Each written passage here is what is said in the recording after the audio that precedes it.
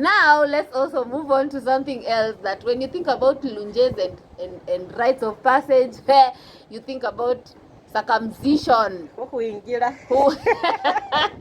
Yeah, let's talk about those things. Back then they used to be, oh my, a big deal. I know. By the way, let me tell you what I know. At least I'm Bukusu, so I know. If you're a Bukusu and you don't like, circumcision is a big deal in Bukusu culture. Very big deal. It is to death. Big. Yes. It is like hata ukienda ushago during circumcision time, you will know and you will be told, what ebu paka you're like, back me a Christian, be like, wachana tu na hawa watu wafanye tu vitu zao. Yeah, so tell us about circumcision.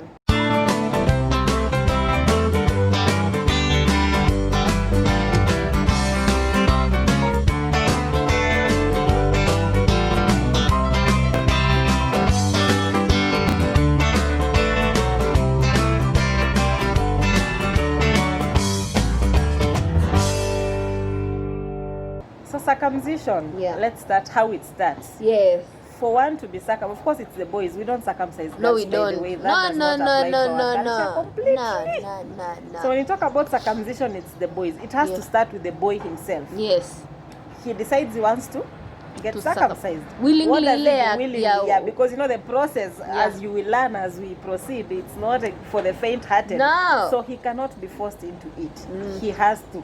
It has to come from within. Yes. And then when he decides that he has to go to the father, as a mother in our Bukusu culture, a mother cannot give her son permission to get circumcised. Yes. That permission has to come from the father. And in the event that the father is not there, then the brothers to the father can take up that role, not the mother. So the son will tell the father he wants to get circumcised. Of course, he's given a go ahead to go. Then he has to make the bells. We call it chinyimba in the Bukusu whatever. He has to make the bells and then starts the journey to circumcision. Yes. So it's a big, as she said, it's a big deal. It's a big deal. Invite people. So this boy has to go out to invite people. How does he go out? Yes. With his chinyimba, of course, you know. Yes. Akigonga. And I was telling people, by the way, mnaimbaga mlongo, munaimba mlongo in your weddings, my friends. It is a circumcision song. And I was telling somebody that ukienda kwa village, kama you're somebody from the village na watu wakupendi, that's the time they create songs and sing about you. Exactly. If you do all manner of evil things in the village, my friend, wait for the circumcision period. You shall know. They will lay bare all your evil deeds for the world to know. And they do it. If you're a witch, they'll sing about you in a song, and there's nothing you can do about it. Hakuna mahali utawapeleka. Hakuna defamation hapo. And you know the worst thing is that they will come to your door and sing there, to your compound, or even see you passing by the market, and they will start singing. Na hakuna mahali utawapeleka. Sukuma pole pole mutinga. But then they sing a lot of trash. But then they sing a lot of.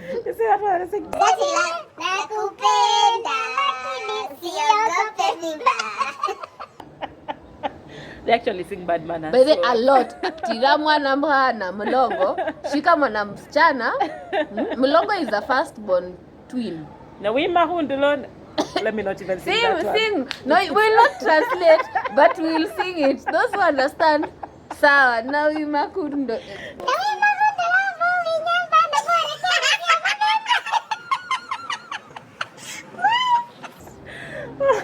Hiyo wede, kama umeshika kama ujui shauri yako, it's so bad, it's wrong.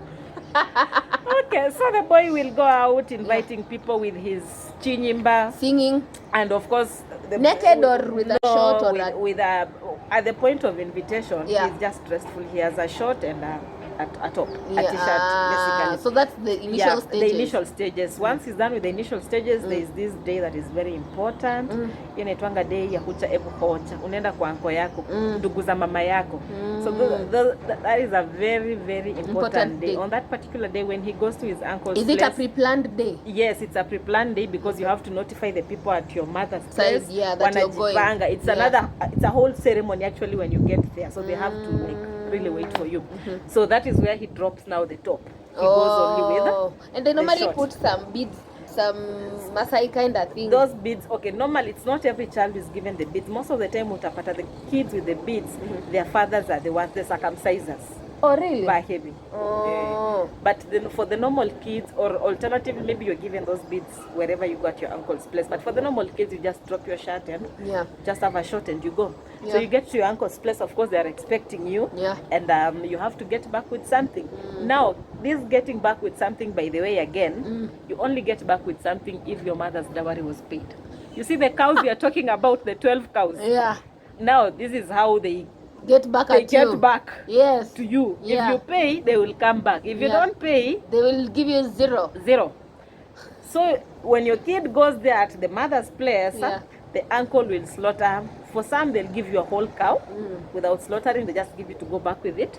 For others, they will prefer to slaughter. So when they slaughter, there's part of the meat that is put on kwa your shingo. neck. Inaitwa lihoni. It's called lihoni in Bukusu. So that meat, the baby kijana yako, the one who is going to be circumcised, ataekewa, and then of course the uncle will speak some words, you know.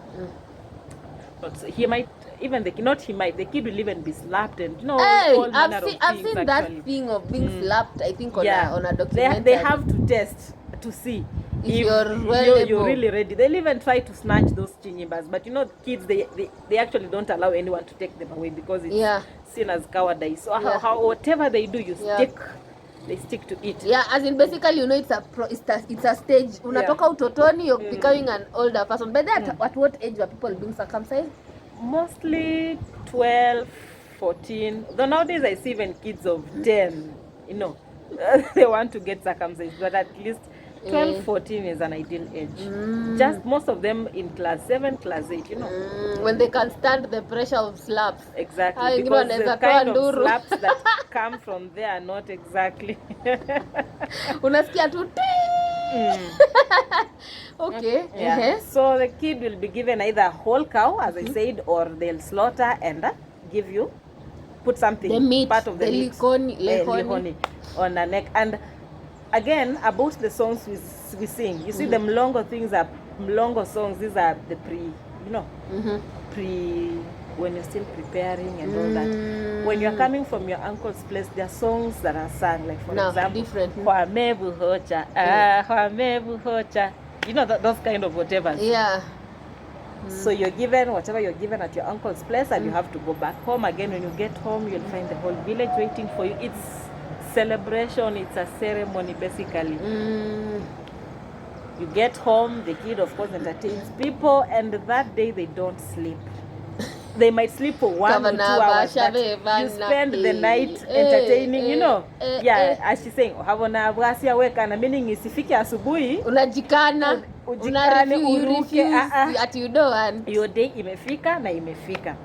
So that night the kid will spend the night entertaining people. Of course, as he plays his chinyimbas, we are singing, we are dancing. That's what we do actually. That's what I personally have done that so many times. So even no more. We don't sleep. I know. They will sleep maybe for an hour or two, and then by around 4 a.m. or 5 a.m. they have to go and to the river. It's called, we call it Sitosi in Bukusu. Acham Sitosi. Kwenda Chandoni hiyo ni kama ashatairishwa anatoka. Sawa. Sio at this stage. So you go to they are taken to the river Musitosi. That is where wanapakwa. If you've seen pictures on news, amepakwa, you know, they are naked or wamepakwa, whatever. That completely nude, like naked, like the way they came from their mother's womb. That is how they are. So they wanapakwa tu hii udongo. I don't know how true it is, but we are told that hii udongo usaidia to mute the pain. It's like it's anesthesia. Traditional anesthesia. And then 4 a.m. the way it is frozen, wakikuslap na udongo unabaki tu. Exactly. Ndio hiyo 4 a.m. bado hana venye alitoa hiyo top akienda kwa anko yake ako tu hivyo. So when they come back from the river, your body basically is like a fridge already. Exactly. Wakikuslap, that's why they circumcise early in the morning. Yeah, very early in the morning. 7 by 8 you're supposed to be done. So when they come from the river again, there are songs that they sing. It's called Huoyaya, like that particular song. There is a song I think. Sinde. Oh. That one I've had it as well. Yeah, I've had it. Actually, I've had it live. Na unajua huko huyo mtoto ana bahati leo. Sasa yeye tu anatembea tu the way he was born, and then surrounded by people, anafikishwa nyumbani, anapata like the whole village is waiting for him ideally, because it's a big deal. It's a big deal. Yeah. And then the circumcisers are waiting somewhere just hidden somewhere. The boy comes, stands in front of the place. You don't stand anywhere. Of course, they designate a specific place where you're supposed to stand. Mostly in front of the house. So you come, stand there. Probably your father is waiting for you. Na kirungu anakusimamia hivi, amekupoint. You're supposed to look at that kirungu. Or some are even given, they hold their waist. Others decide to hold some, something on the back, on the back or the shoulders. But whichever position, for as long as you don't blink. You cannot dare blink, my friend. If you blink, it means umeogopa na hata hutaimbiwa wakimaliza. So it's done. You don't even know where these circumcisers hide. In like a span of a minute. Wamekuja from nowhere, wamekata, and when everything is done, they whistle and they run away like as fast as they came. They operate in a very quick manner. So once all that is done, of course, if the kid stands, they don't blink, they don't lift their legs, and everything is okay. Once we hear the whistle, it's dance, celebrations. It's gifts, in terms of money, blankets, lesos, nombes. Hata wengine by the people even those kids take advantage that time, especially kama amesimama, kama mwanaume. We refuse to sit down. Unataka nini? Wacha tu upatiwe kale kangombe, I know. After all those slaps, I can stand there for the next 2 hours. Exactly. You can refuse to stand until they give you whatever you want. And when we were young, we used to be told, wengine walikuwa anakataa kusimama, na sijua labda alikuwa anataka kama msichana fulani na alimkataa, so you decide this is the opportunity. For real? I don't know how to do that. Kwani they normally come and ask you while you're standing there, what do you want? I think they actually do, because you will not, they'll try to make you sit down and you will refuse. So they have to find out what do you want. Then after they finish circumcising you, do they sing a specific song? Yes. Ebu sing it. I think I know one.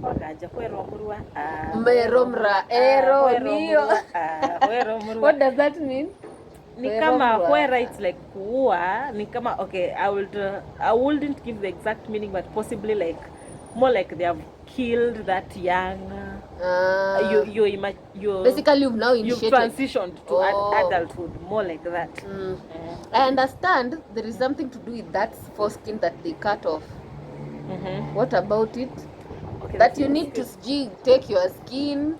The foreskin, I think mostly kuna kwanga the elders there, your father, these people who really know. It's not everyone who is allowed to come close to the foreskin, because from stories it's told that even someone can easily pick the foreskin and do whatever they want. And you can never get children. It's guarded. You will never get children if somebody takes your foreskin. It's guarded. Not everyone is allowed to get close to the foreskin. It's only those people, probably the father or the just specific elders who need to take care of that foreskin. And how they dispose it, of course, again, it's not known to women. And by the way, when we are talking of going to musitos, where they go to, be put that udongo, women are not allowed to get there. As much as we accompany them, but we are told to stay at a distance. Then now the men will proceed to the actual place. So we'll wait for them again to come from the actual place and meet us wherever we're waiting. Women are not allowed to get to that place. And that was it. After circumcision, you will of course stay for a number of mostly it's done in August of every year. Not mostly, it's actually done in August of an even year. So you will see these kids with the lesos still applying themselves with, and it's actually another ceremony. Until now December. So December ndio inaitwa kutoka jandoni. Translated in Bukusu Circumcision. So this is where now and by the from August to the time they are supposed to qualify, they don't even shave. Waneka hiyo nywele. If you see these kids from the village, they don't shave. So unakatuna hiyo nywele, wanajua tu ni omufulu. Omufulu means mwenye umetairi but hujatoka jandoni bado. So, and you stay now in Simba or in the wild? You don't stay in Simba, you don't stay in the, mostly you stay in your mother's house, your father's house or your grandmother's house. But here's the thing, wherever you sleep when you've been circumcised during that period, after circumcision, after umetoka jandoni sasa, you'd never sleep in that house again. So like tuseme my brother si walala kwa nyumba ya baba yangu na mama yangu yote walikuwa wametairishwa. So you will never find them sleeping in my father's house again. After that you move. After they've haluhad. After ukishatoka jandoni. So meaning your dad at this time should be busy building you a simba or something. Exactly. So kutoka jandoni is another ceremony again.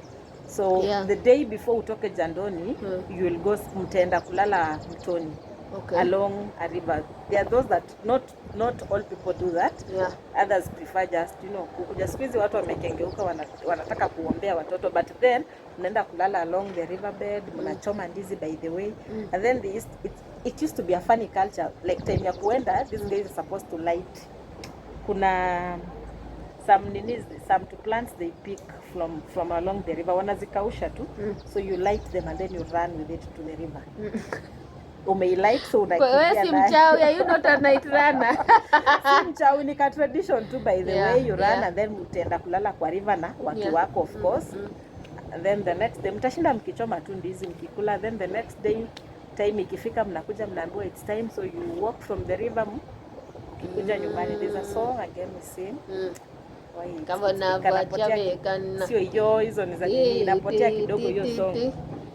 Na kwamba mayundo manga lelo Mungu bembia. So you're going to be dressed. Of course you'll be dressed that day. So mkitoka mtoni hiyo mnatembea tu mnakuja mnafika, and then the boy is shaved.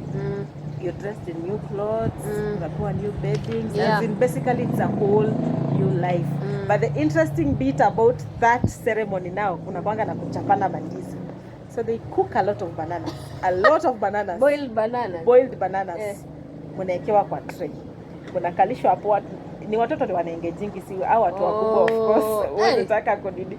Mnakalishwa hapo tu vijana. Unanipiga nao ni mdomo tu. Ndani ya mdomo. Ni kuvuta. Nakula tu mkipiga na target na mdomo. That is the time to settle your scores by the way. Kama uko na mtu on a light note, kama uko na mtu unampiga, it look like a game but wewe unalipisha tu. You pick hizo ndizi zinaletwa tu, mnachukua na mnachapana, and then that is it. The boy anavalishwa nguo mpya, he becomes a new person. And that culture is rich. That culture is rich. Although I know circumcision involves a lot of invoking of spirits. Definitely. And I think most people today, if you're a Christian, I know it's not the best way to go about it, because you're invoking spirits to your child or whatever, nini. So you should think about it twice before you take your child to go through all such. Nowadays in the village it's very few. Rare. Just a few. Because you're calling spirits. Sasa there is power in the tongue, and unaweza ita spirit yenye ilikuwa na tutaongelea siku ingine about spiritual being and circumcision and etc, but it's not, I don't think it's a good thing to do today, in my opinion, not the Bukusu opinion. It's just joy talking. Sawa, do you have anything else to say about circumcision? If you do, comment down below or write to me and tell me you'd like to talk about Bukusu circumcision in length, in depth, and come and tell us what you think has not been mentioned by Paris. Sawa.